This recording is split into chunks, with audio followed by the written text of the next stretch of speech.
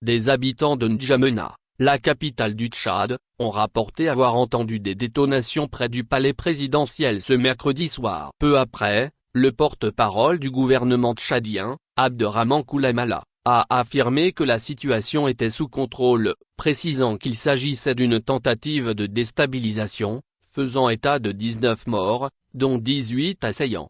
Des tirs ont retenti dans la soirée de mercredi à proximité de la présidence, tandis que des convois de véhicules militaires ont été aperçus se dirigeant vers le complexe présidentiel, selon l'agence Reuters. L'AFP a rapporté qu'une source sécuritaire a indiqué que des hommes armés avaient attaqué l'intérieur de la présidence, entraînant la fermeture de toutes les routes menant à cette zone. Le porte-parole du gouvernement, Abderrahmane Koulamala, a également tenu à apaiser les tensions. C'était un petit incident.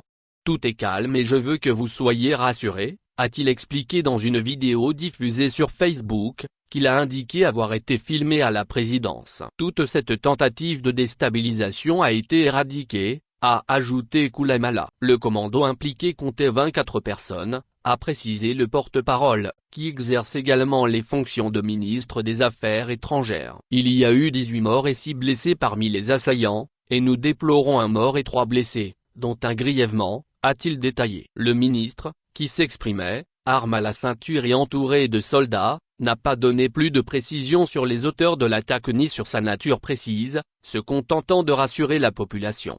Élection controversée au Tchad. Cet incident survient moins de 2 semaines après les élections législatives, provinciales et locales, largement controversées. Bien que le gouvernement ait salué ces élections comme un pas important vers la fin du régime militaire, elles ont été marquées par une faible participation et des accusations de fraude de la part de l'opposition. Celle-ci avait d'ailleurs boycotté le scrutin, laissant ainsi le champ libre aux candidats proches de Mahamat Idriss Déby Itno, actuel président du pays.